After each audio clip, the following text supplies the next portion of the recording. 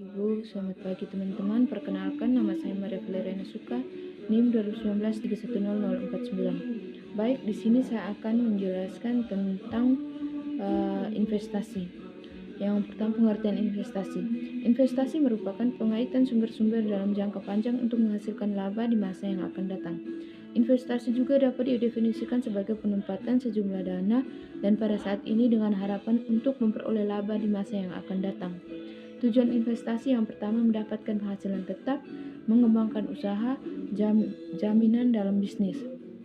Manfaat investasi yang pertama, meningkatkan aset, memenuhi kebutuhan di masa depan, gaya hidup hemat, menghindari hutang, bentuk investasi.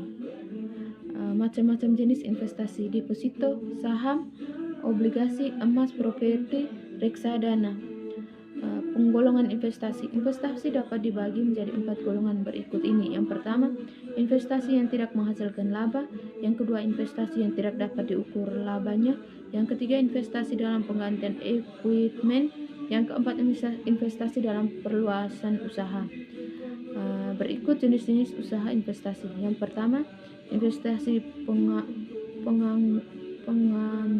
penggantian.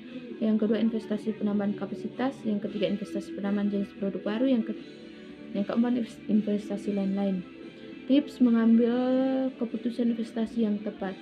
Yang pertama itu kenali dulu jenis investasinya. Yang kedua, tentukan tujuan dan kebijakannya.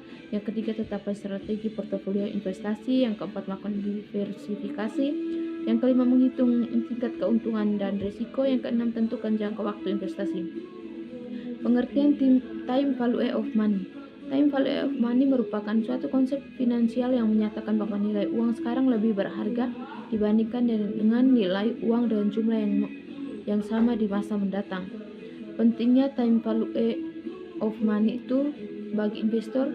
Time value of money memungkinkan investor untuk membuat keputusan yang lebih tepat terkait dengan pemanfaatan uang yang mereka miliki.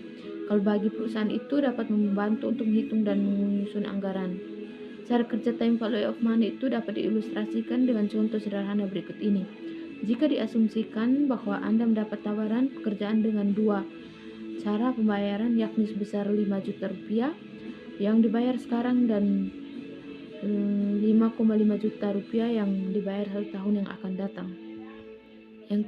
Yang berikutnya, konsep time value of money. Yang pertama, konsep time value of money adalah konsep yang menjelaskan waktu mempengaruhi nilai dari uang. Konsep time value of money menghitung nilai uang berdasarkan waktu. Yang kedua, salah satu faktor utama yang menyebabkan perubahan nilai uang adalah inflasi. Yang ketiga, konsep ini menunjukkan bahwa uang dengan jumlah yang sama akan lebih bernilai saat ini dibandingkan masa mendatang. Rumus yang dapat digunakan untuk menghitung present and future value yaitu PV sama dengan FV per 1 tambah I kali N. VF FV sama dengan PV kali 1 tambah I kali N. Sekian dan terima kasih.